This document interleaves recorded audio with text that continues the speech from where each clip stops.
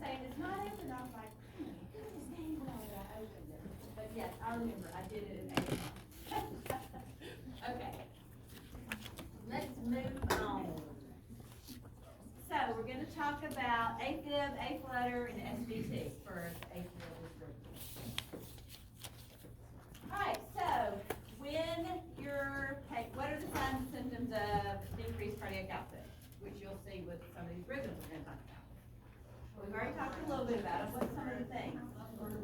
Low blood pressure, short of breath, low urine output, cooling clammy, altered mental status. Okay, all right. Decreasing pulse pressure. Do y'all remember what pulse pressure is? Means that the systolics get closer to the diastolic. That's your pulse pressure. It's the difference in the diastolic and the systolic. So when you have a decreasing pulse pressure, it means that they are not perfusing adequately. All right? So, moving on. There's that thing again. Because y'all are going to have to use it again for the atrial rhythms too. Right, so this is supraventricular tachycardia.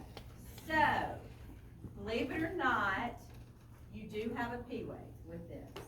It's just so dang fast that you can't see it. The P just kind of merges right into the T. But yeah, it's there. It's just really fast. If we slowed this down with medicine or something, we would be able to see that there is a P wave. Okay? But again, Todd's not convinced. You don't have to know that. You just have to know that everything looks regular. Boop, boop, boop, boop. Looks pretty regular, right? But it's super fast. How fast is it? Greater than 150. It is greater than 150. So that's what you need to know. That is supraventricular tachycardia. All right.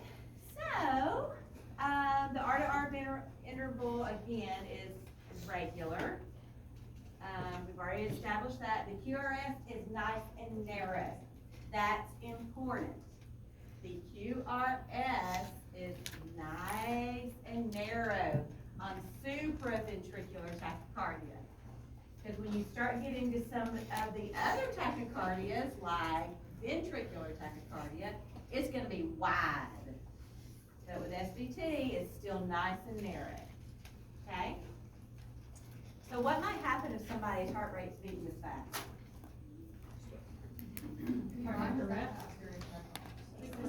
What is that? Most of y'all. Sometimes ours gets that fast. We were watching y'all check all the time. Okay, so what's going to happen if somebody's heart rate is this way and stays that way? Yeah, they can start, for a little while their body will compensate. They don't feel great because they feel like their heart's beating out of their chest, but they may not really be compromised yet. But after a while, it just keeps going on, what's probably going to start happening? Yeah, they're going to start getting short of breath, their blood pressure may start dropping, all of those things. Decreased cardiac output, okay? So again, it's going to be greater than 150. So if I give you a strip, it's going to be a what second strip? A 6-second strip. And if it's really fast and regular, and the QRSs are still nice and narrow, what are you looking at? Supraventricular tachycardia. What does supra mean? Yes, it's above the ventricle, so it's originating in the atrium. Okay? All right, so how are we going to treat SVT? Possibly. What are we going to try first? If the patient's a candidate, what do we want to try to get them to do first? Cough, blow in a straw, bear down. Don't put ice in patients' faces as much anymore, but some places may still do that. Anything that might cause them to have a vagal response. We try that first. We typically won't do a carotid massage because what's gonna happen if somebody has some plaque in that carotid and we go massaging it? Yes, it's gonna break off and then we're gonna have a stroke and SVT. So we're typically gonna avoid the cardiac massage. Now, if a physician wants to come along and do that, by all means, have at it. But I'm not gonna do a cardiac massage. All right, so that doesn't work. What then? We've got to slow it down somehow. Yeah, we might try some beta blockers, calcium channel blockers, just to slow that rate down. But if the patient is symptomatic, we want to get them out of this as fast as we can, okay? So if they're just an SVT, they're not really symptomatic, we may try some beta blockers, some calcium channel blockers first. But if they're very symptomatic, we're gonna go straight to adenosine or adenocard, which is the brand name, you may hear them both. And that is a very scary drug to give, by the way, because it stops the heart. You give it, you push it as fast as you possibly can, and then you flush it right behind it, and it causes a cardiac standstill briefly, but their heart's not beating and neither is yours after you give it. You're like, it seems like an eternity, but it's usually pretty quick, and then it picks back up and starts beating. You hope, if it worked like you wanted it to, that the patient will be back to sinus rhythm. Okay, or at least just sinus attack where it's slowed down some. All right, so with adenosine, you're gonna give, you can give 2 doses of it. You're gonna give 6 milligrams, and then you're gonna give a 12 milligram dose. If the 6 milligram doesn't work, you can follow up with that 12 milligram dose. And again, this is pushing it in as fast as you can and flushing right behind it, so it gets to the patient really quick. The nurse pushes it. I pushed it a million times in the cath lab. So yes, you can, nurses will be pushing it. Are they pushed there or It is IV push, as fast, rapid IV push. All right, and so what if then adenosine doesn't work? You give them the 6, you give them the 12, they're still an SVT and they're still symptomatic. We're gonna have to cardiovert them. What is synchronized cardioversion? Yeah, we're delivering a shot. You said on the what? On the CRS complex. It syncs up. Right, it syncs up. You push, there's a sync button. The patient, you can either use the paddles or the pads. Typically, we're gonna put them on the pads. And you push the sync button. It's very important to push that sync button. And then you'll see it start marching out, and it counts the QRS complex. And you want to, as you hit the button, you want to make sure that it's not going to deliver that shot on the T. Because if it does, it can put them into a lethal rhythm where they don't have a pulse anymore. So that's why it's important that you do synchronized cardioversion, okay? So when you do synchronized cardioversion, as you push that shot button, it may not deliver that shot right away because it's marching it out and it's waiting till the appropriate time to deliver that shot. It's very smart. I wish I was that smart to invent those machines like that. I wouldn't be doing this right now. But it's incredibly smart that it waits, it has that pause. However, if you do a synchronized cardioversion, it automatically goes off of sync. So, if you're going to deliver another one, what do you need to make sure that you do? Yes, it automatically goes back to just like a defibrillation mode, so that if the patient goes into a lethal rhythm, you can go ahead and defibrillate. Defibrillation is used for when the patient doesn't have a pulse. Cardioversion is when the patient does have a pulse.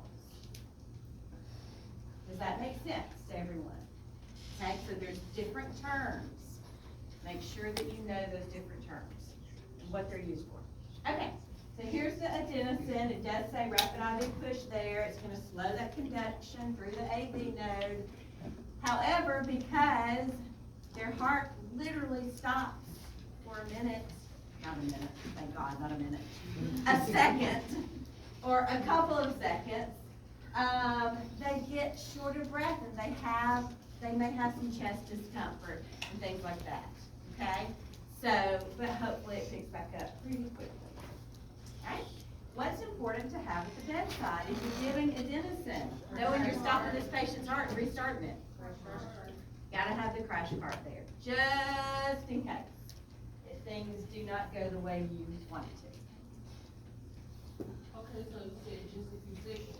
At what point do we grab the crash switch? It seems like an eternity, but you wait a couple of seconds and it usually will pick back up. I honestly, knock on wood, I've never had a patient that I gave adenosine to and the heart did not kick back up. So I'm sure it happens. Yeah, so we I've just grab never it. seen it. That's why you have the crash cart. You're gonna start CPR if they don't have a heart rate. All the things that you know with BLS, you're gonna start the CPR. And then you can try transcutaneous pacing, all the things. You're gonna be given epi. It's a code at that point. But y'all will learn that until 11. That's all. You'll learn that until 11. Just know you've got to have that crash cart at the bed. Is that something that you don't already like pick up the pads beforehand just in case? You already have everything ready in case? Sometimes we would, and sometimes we wouldn't. That way you can read monitor. I bet you probably in procedural areas, we don't always just throw the pads on them. Probably in ICU, they would always put the pads on them before they gave it to them. Would y'all put the pads on them before y'all gave it in? Yeah, we'd have everything ready, all the fancy drugs if we're gonna do CPR. Right. We would. I've only stopped We would someone's heart just- once and not come back, so it's fun. No, we would have everything there also, we just probably wouldn't have the pads. Okay. All right, so this is what it looks like. They're trucking along, and then you give the adenosine, and beep. Literally, it's just a second or two, but it seems like forever. And then it kicks back in. Usually kind of slow, and then it picks back up. And hopefully, they're not gonna be an SVT anymore once you do this. All right. Okay, so let's talk about A flutter and A fib. So, A flutter is going to have all these little sawtooths. Look, you see all these little P, where the P's should be, these little sawtooths? That is telltale sign of atrial flutter. Atrial fib, you really can't see any distinct P waves. Maybe there, but what do you notice the difference in AFib and A flutter? Yes, who said that? Very smart. What she said, one is regular and one is not. Look at the difference. Which one's regular? Flutter. Flutter is typically gonna be regular. A fib will not be regular. It's chaotic. Right? These impulses are coming in from the atrium, and it's just one impulse, and it just kind of, and it's regular. A fib, the atrium is just chaotic. Okay? Are either of these pumping the blood out of the atrium like it should? No. No. And what happens if it doesn't? What happens if blood just sits there in the atrium? Yes, it's gonna clot, because blood that's not moving is doing what? Clotting, okay? So you've gotta worry about that. That's the main thing that you're worried about with these rhythms, okay? So here we go with another strip of A flutter. You see, everything looks, can you really see P waves? Some people might call these P waves, but they're not. They're considered flutter waves. okay? So, but it's regular, right? Looks pretty regular. There's another picture of it. Not as sawtoothy looking as the top one, but yet it's still definitely a flutter. Why is the top RS inverted in that image? That's a good question. Sometimes you'll see that the axis flips for whatever reason. It could be the lead that they have the patient in or something like that. Because it won't, I'm not getting into that. But, it could be the lead that they have, but this could be a different type of lead. Instead of, the usual lead that everybody kind of looks at is 1, 2, and like AVR, but this may be something different. A good catch though, yeah, that's not upright. Okay, so, flutter waves, flutter waves, flutter waves. What's the blood doing in the atrium? What do we probably need to have these patients on? Anticoagulants, yes, for sure. Okay, so the impulse again starts in the tissue. It's not necessarily in the SA node where we want all the other impulses to start, right? Because that's the what of the heart? Pacemaker of the heart, right? Atrial flutter, again, is gonna be regular. You counted out that R to R interval. If you put down a sheet of paper and marked it, like I said to do the others, you could mark it out. And it would be completely regular, okay? However, it's that sawtooth appearance instead of these P waves, it's called flutter waves, and again, it's not pumping the blood out of the atrium.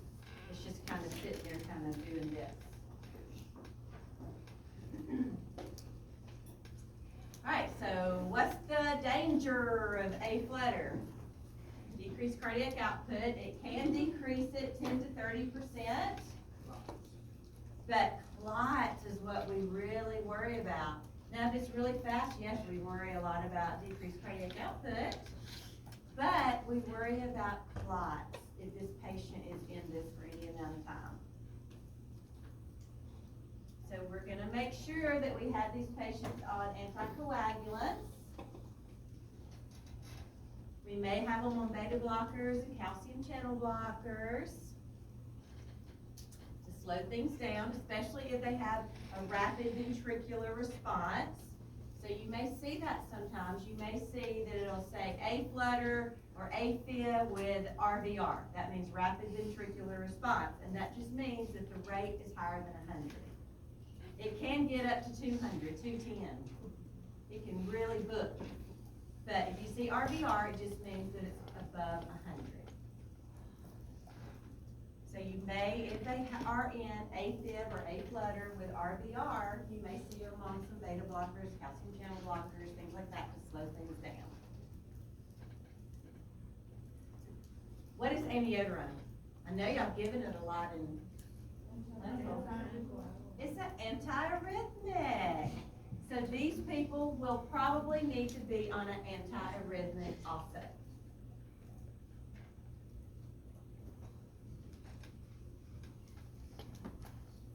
Also, if it is chronic, like we can't ever get them out of it, or we'll get them out of it, and then they go right back into A-flutter or AFib, we're gonna consider an ablation. That's just where they go in and they kind of, with a little, like an electrode, and they burn that part of the heart. And hopefully that electrical pathway of the heart. And hopefully then they won't have the reoccurring A-flutter or AFib. That is done like in a cardiac cath lab. And we also may want to cardiovert these patients. What's the difference again between cardioversion and defibrillation? Yes, synchronized or unsynchronized. When we say electrical cardioversion, that means a synchronized cardioversion, and they have a pulse. If we say defibrillation, that means unsynchronized, and they do not have a pulse. But first, before we do that, if these patients have been in AFib or A flutter, you're gonna see that the AFib thing is very similar to this A flutter. If they've been in that for any period of time, if it wasn't just a new onset, we've got to look to make sure there's no clots in there first. So that's when we're gonna do a TEE, a transesophageal echocardiogram. It is a must. You have got to do a TEE before you synchronize cardiovert these people so that you don't, what's gonna happen if there's some clots sitting in there and you cardiovert them? Those clots are gonna go everywhere. Okay? So you wanna make sure that there's not any in there before you cardiovert.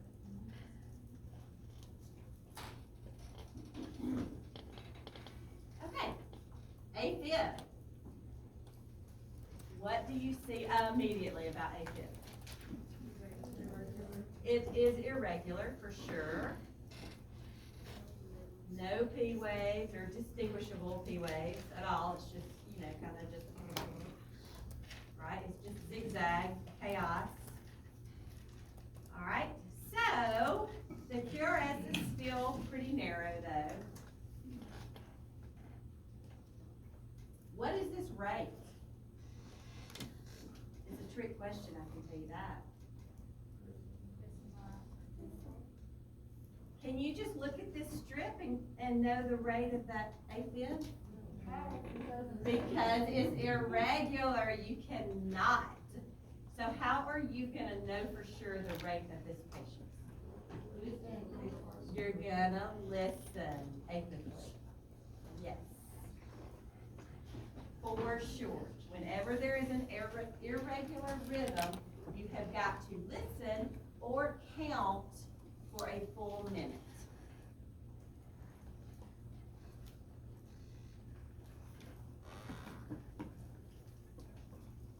It's another picture of AFib.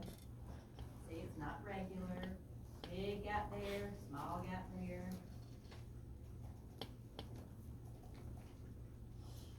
Alright, so again, it's just chaotic atrial impulses.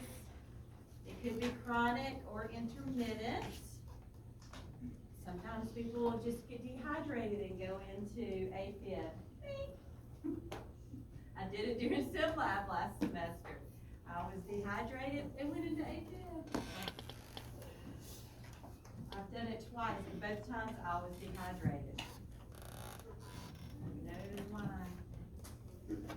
So it can just be something very, just kind of comes and goes, intermittent, or it can be a chronic condition.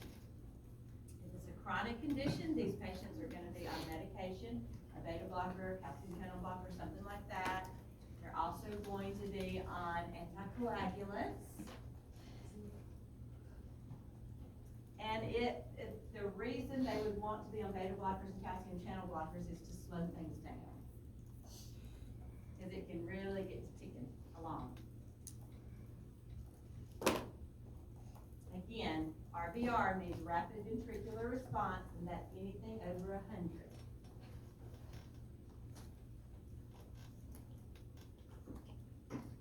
All right, so what are you going to do?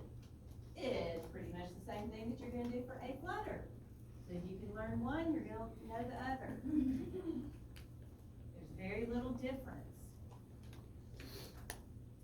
Calcium channel blocker, beta blocker, definitely anticoagulants.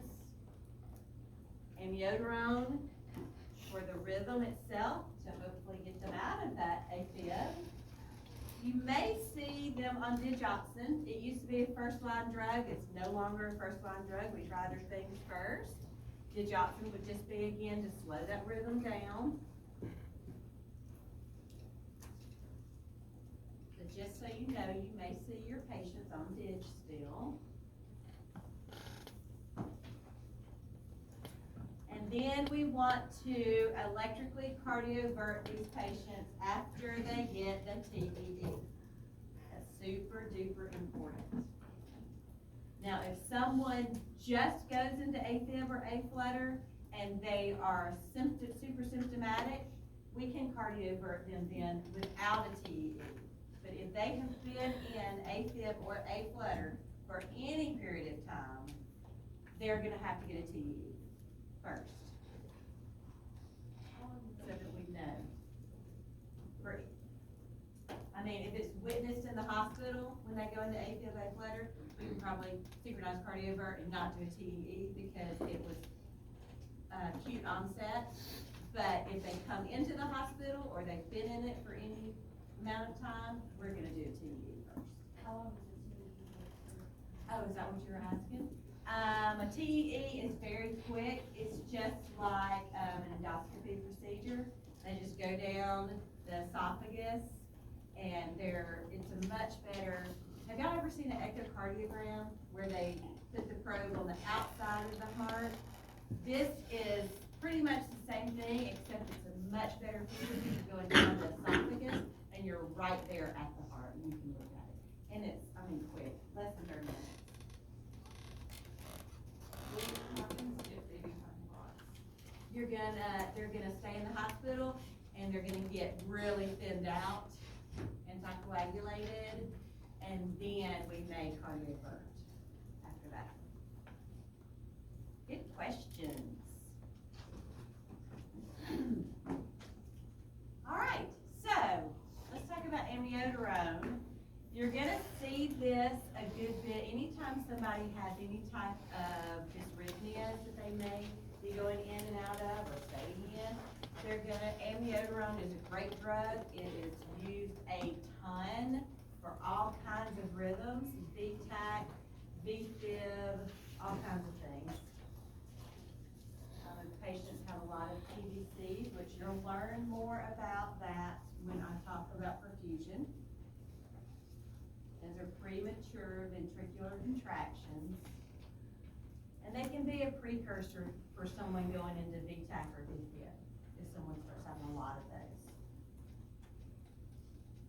Again, you can give amiodarone IV, IO, push, but if you do that, then they need to be followed up with a drip. So you can give it to them as an emergency situation, but then they'll always typically be on a drip after that.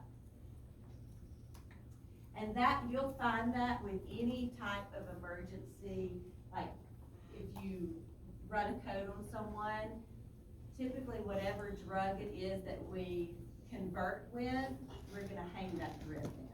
So there's different medicines you're gonna be given, IV push during codes, but usually whatever converts that patient out of whatever rhythm it is that they're in, their lethal rhythm, that's the drip they're gonna have hanging in. And the amiodarone drip is usually 150 milligrams or 300 milligrams IV push.